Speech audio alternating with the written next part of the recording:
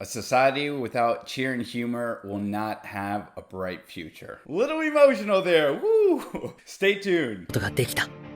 人を巻き戻すエリちゃんの個性を借りて、そして次回明るい未来。What is going on, guys? My name is DJ Milez, and I'm here to review the latest episode of My Hero Academia. This is episode 77 called Bright Futures. And before we begin with this episode, if you can go ahead and like this video and subscribe to my channel for more anime content. And now let's go ahead and talk about it. I don't know if you still see my face a little teary-eyed. I feel a little emotional right now. Let's just, wow, that I mean, we all knew he was going to die, right? Like, that injury, did you see that injury? Let's go ahead and just pop it up here for a second. No person was surviving that, okay?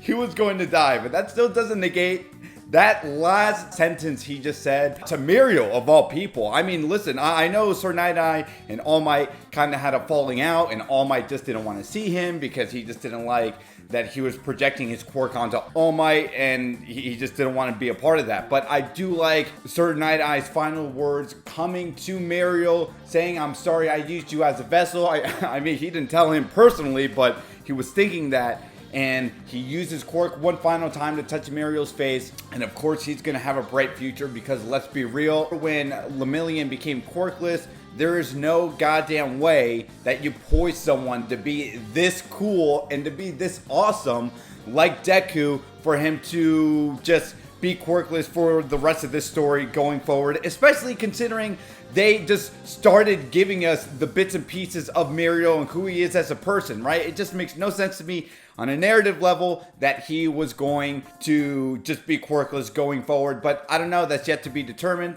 Haven't read the manga yet.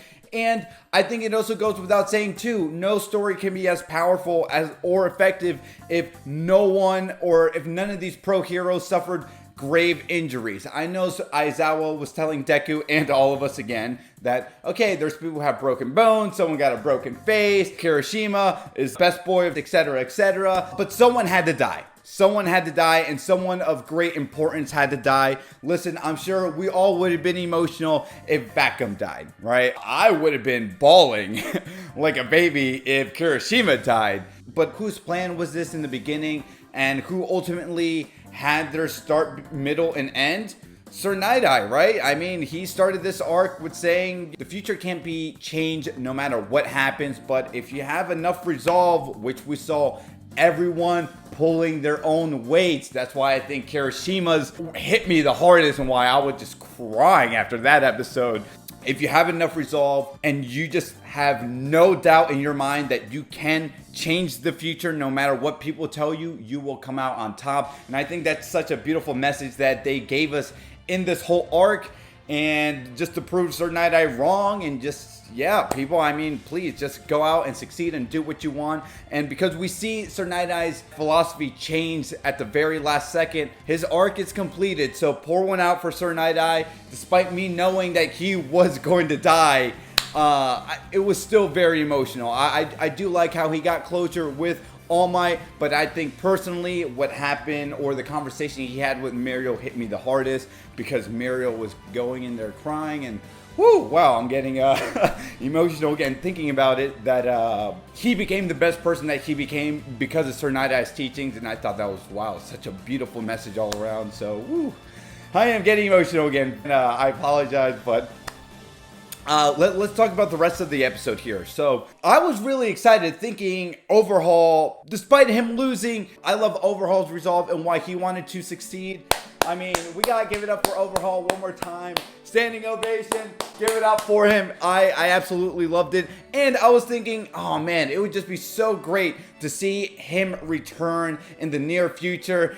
And of course, Tomura shit on that parade very fast because Marble Guy, and can people tell me what Marble Guy's quirk does again? I totally forgot, but I don't know. Marble Guy got rid of one of Overhaul's hands, and Tomura with the remaining hand that Overhaul had, he grabbed it, used his quirk ability to make it decay, and he didn't want to decay his entire body and die. He's like, no, I want you to suffer. So he chopped it in half. Wow, look at you, Overhaul. You started out on top at the beginning of this season, and now you're a helpless, quirkless, and powerless man. What do you say to that? And of course, because Overhaul is a bit of a germaphobe. I mean, I can only imagine what he's thinking with how he looks right now, and he's yelling. And I felt bad for him because even when Tomura got the victory over Overhaul, I mean, the flashbacks that he had with his master when he was a kid and how his master saved him way back when, it like really tore me up inside. So I do hope we see more of Overhaul. I don't know how effective he can be going forward with this story, right? But people also said Stain is still alive, and you know, what is he gonna add to this story as well, right? So let me know in the comments down below what you thought about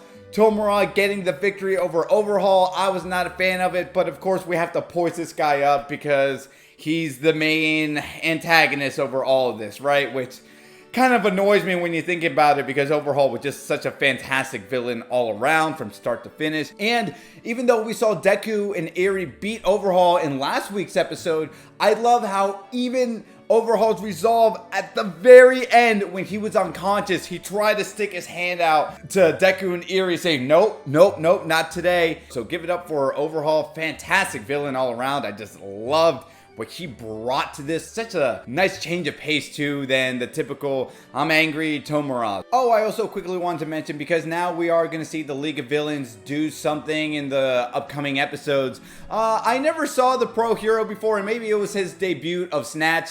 I don't think it's a very good Pro Hero name to call yourself Snatch. But anyway, this guy is a mix of like Ultimate Warrior, Macho Man, and Hulk Hogan, and his quirk ability is really cool. Come on, how many of you were thinking of Naruto? How many of you were thinking of Gaara for a second, right? He has, his quirk ability is dealing with sand. Oh my god, I love how cool that is. Even when he faced against Tomura, if the other people weren't there, if the other villains, lackeys weren't there, yeah, that decay quirk, nah, that shit ain't working against me. It was like when Luffy was facing against Eneru. I don't know, but I'm sure someone's going to tell me in the comments down below. I love how, yeah, that was a perfect matchup where Tomura can't do shit. And that's what I really like too. Yeah, my man Macho Man could have done something if it wasn't for these other villains that came in to save Tomura. Now, despite me not being a fan of Tomura, I do like how he got these very valuable life lessons from Overhaul, right? He even used a shogi reference where he's like, the point of the game is when the other person can capture the king, right? And he wanted to grab Overhaul. He got what he wanted. And you can even see when the League of Villains were performing that heist, how Tomura was telling Teenage Mutant Ninja Turtle guy, hey, you driving is a very valuable thing for me in this mission. I appreciate you. Hey, Marble guy, I appreciate you. Hey, Blue Flame guy, I certainly appreciate you. He's coming out appreciating his members. Overhaul taught him that. And of course, he did take those bullets that Overhaul worked so hard for. So we're going to see to what capacity that's going to be used.